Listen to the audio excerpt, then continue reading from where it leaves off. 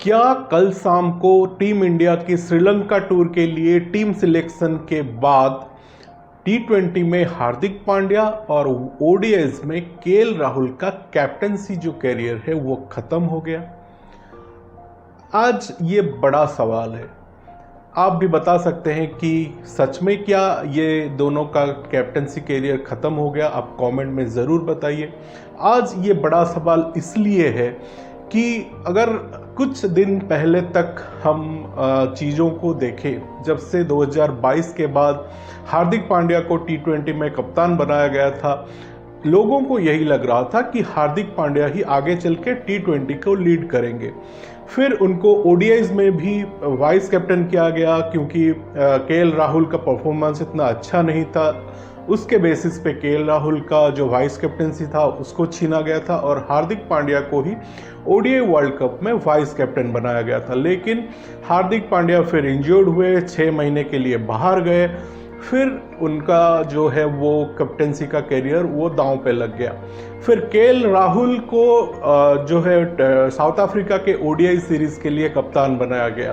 तो आगे चल के सभी जितने भी इंडियन क्रिकेट्स के फैंस हैं उनको यही लग रहा था कि टी20 में हार्दिक पांड्या, जो कि टी20 वर्ल्ड कप में भी वाइस कैप्टन थे, हार्दिक पांड्या टी20 में रोहित शर्मा जब रिटायरमेंट ले गए तो हार्दिक पांड्या ही टी20 का कैप्टन बनेंगे और ओडीआईज में जब तक रोहित शर्मा है तब तक केएल राहुल उनके वाइस होंगे और ओडीआईज में रोहित के बाद केएल राहुल ही इंडिया को लीड करेंगे।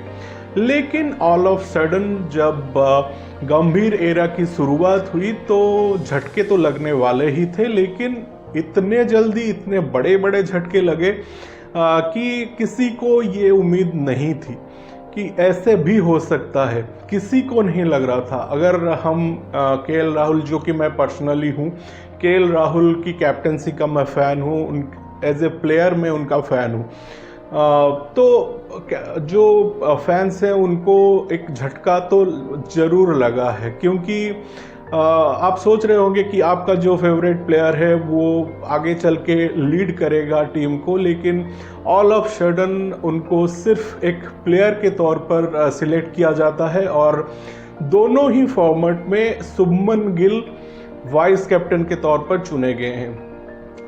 ये बात बीसीसीआई की समझ से परे तो नहीं है, लेकिन शायद उन लोगों की जो सोच है वो लॉन्ग टर्म में है। क्योंकि शुभमन गिल जो है वो 23-24 साल के हैं, तो अगर सूर्य कुमार के अंडर में टी20s और रोहित शर्मा के अंडर में ओडीआईज में वो वाइस कैप्टन रहते हैं तो वो ग्रूम होंगे इतने दिनों में।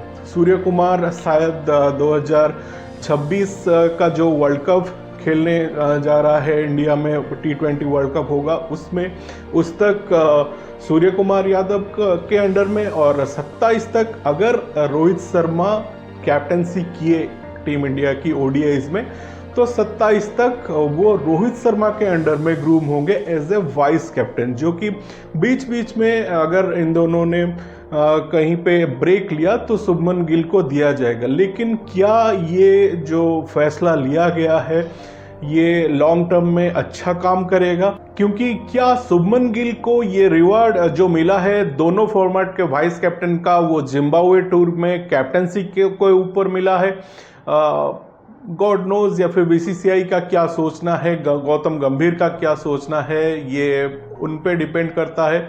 लेकिन अगर seniors players like Hardik Pandya और केएल राहुल को ऑल ऑफ सडन जब आप सोच रहे होंगे कि हम लीड करेंगे और सडनली आपको ये खबर आता है कि आपका सिलेक्शन सिर्फ और सिर्फ एक प्लेयर के तौर पर हुआ है, तो कहीं ना कहीं ये एक मोरल डाउन करने वाला डिसीजन हो सकता है।